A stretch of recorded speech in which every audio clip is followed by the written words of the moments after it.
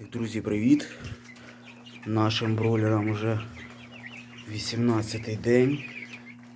Птички ростуть. Ось такі гарненькі.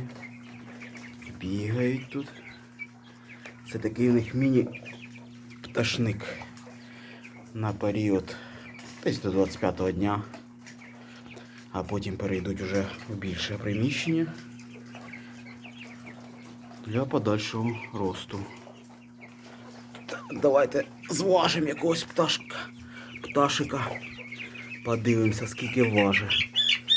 Ей, пищить так. Так. Стій.